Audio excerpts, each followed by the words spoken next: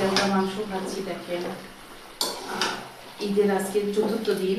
আমাদের ঈদের দিনে যে মাংসটা রান্না করা হয়েছিল সেই মাংসটা আজকে অবশিষ্ট যে মাংসটা রয়ে গেছে সেই মাংসটা আমি ভাজা ভাজা করলাম। কেমন হয়েছে দেখে আপনারা কমেন্ট করবেন। আমি কোনো রকম রাঁধুনি ভুনা মশলা ছাড়াই এই মাংসটা ভাজা ভাজা করলাম।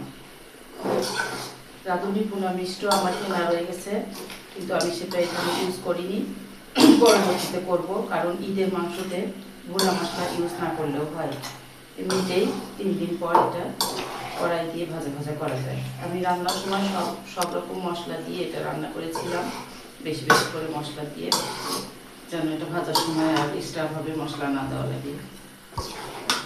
গ্রামের মানুষরা বেসিক্যালি এই মশলাটা, এই রাঁধুনি মিষ্টিটা ইউজ করে না অনেকে, তারা এমনিতেই মাংস এইভাবেই ভেজে খায়। আমরা এই গ্রাম্য পদ্ধতিতে আমরা ঈদের ভিতরে এইভাবে খেয়ে থাকি। পরবর্তীতে প্রয়োজন পড়লে আমরা মশলা দিয়ে খাই। অবশ্যই ভালো লাগছে আমার এই রান্নাটা।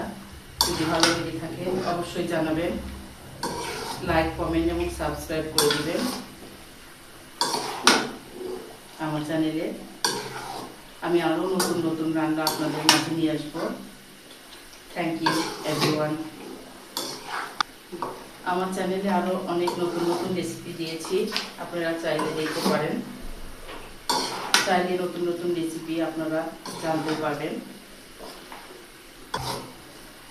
আরও কী কী রেসিপি চান আপনারা, কী কী প্রয়োজন পড়বে আমাকে জানাবেন, আমি সেগুলো দেখানোর চেষ্টা করবো আর কি। আজকে এই পর্যন্তই। আল্লাহ হাফেজ।